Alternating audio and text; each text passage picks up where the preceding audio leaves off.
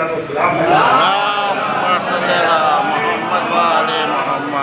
उसमें इमाम ने एक रवायत लिखी। इसमें एक रवायत है कि जब मौला अली अलैहिस्सलाम की विलायत का गरीब में ऐलान हो गया तो लोगों ने 3 दिन तक खैमे को नस्ब किया गया।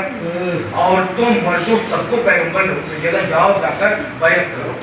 औरतों की बैत का तरीका अलग था कि रसूल ने पानी के कूदे के अंदर एक हाथ रखा, ऊपर पानी के औरतें बैत कर रही थी। 3 दिन तक नस्ब किया गया था, एक एक आदमी से बैत ली गई थी, बाकायदा एक एहतमाम किया गया था। लिहाजा पैगंबर की मौजूदगी में तो लोगों ने बखीन कह दिया, लोग मुबारकबाद देते थे। जब वापस पलटे तो जो मुनाफिकीन थे यानी जिनके दिलों में निफाक था वो ये कहने लगे कि भाई चलो रसूल तो रसूल थे, उसके बाद से अली को इन्होंने जो है हमारे सरों पे मुसल्लत कर दिया, अली को इमाम बना दिया, अली को रहबर बना दिया। अच्छा एक बात और याद रखिएगा, ये सारे जुमले तारीख के अंदर भरे पड़े हुए हैं और इन तमाम जुमलों से एक बात समझ में आती है कि रसूल ने जो लफ्ज़ मौला का इस्तेमाल किया था उस जमाने में ये लोग समझ रहे थे कि मौला का माना क्या है।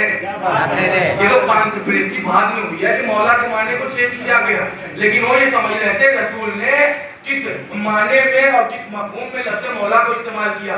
तो जो अली के चाहने वाले थे उन्होंने कहा कि भैया तुम अली की विलायत से क्यों इनकार कर रहे हो, अली को मौला मानने से क्यों इनकार कर रहे हो, अली को मौला क्यों तस्लीम कर रहे हो। तुमने अभी गदीर में अली को मुबारकबाद दी, अली को मौला माना, अली को सब कुछ किया और आके तुम पलट रहे हो। एक मतलब उन्होंने कहा कि अगर तुम अली का कोई मौजूदा देखोगे तो क्या तुम मान लोगे। ये गुफ्तगू हो रही है मुनाफिकीन और मोमिनों के दरमियान और उसी बज़्म में पैगंबर बैठे हुए, तफसीर इमाम हसन अस्करी, उसी बज़्म में पैगंबर बैठे हुए। एक मर्तबा उन्होंने कहा हम मान लेंगे, तो एक मर्तबा जो मोमिनीन थे अली के चाहने वाले थे उन्होंने कहा कि क्या तुम्हें उस वो दिन याद नहीं है कि अली एक रात को जा रहे थे और अली का खून ऐसे चमक रहा था जैसे 14वीं का चांद चमक रहा हो। कहा ऐसे चमक रहा था जैसे 14वीं का चांद चमकता हो।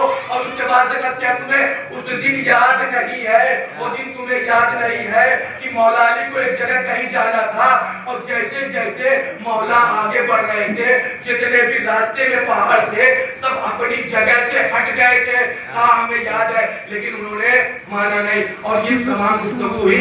एक मर्तबा जो है रसूल ने जब बर्खास्त हुई और जो बैठे हुए थे जब अलग हुए तो रसूल ने अल्लाह की बारगाह में अर्ज़ की परवरदिगार वहां से हो गया इन पर, लेकिन तू कुछ और निशानियां दिखा दे ताकि इनके लिए कोई बहाना और कोई हीला और कोई बाकी न रहे। तो जैसे ये रसूल ने दुआ की, ये रवायत में पढ़ रहा हूँ, उस रवायत में लिखा है कि ये इनके दिलों में निफाक था और ये जैसे अपने घर की तरफ चले। बहुत तवज्जो चाहता हूँ, अगर वाकई आपके दिल में विलायत अली है तो आप बोलिएगा। तफसीर इमाम हसन अस्करी अलैहिस्सलाम कहा जैसे पैगंबर ने दुआ की और ये जैसे ही दरवाजे पे पहुंचे, अब दरवाजे की कुंडी खुलने के लिए तैयार नहीं है, अब दरवाजे की कुंडी खुलने के लिए तैयार नहीं है। जब ये परेशान हो गए और न खोल सके तो एक मर्तबा जंजीरों से आवाज आने लगी, पहले अली की विलायत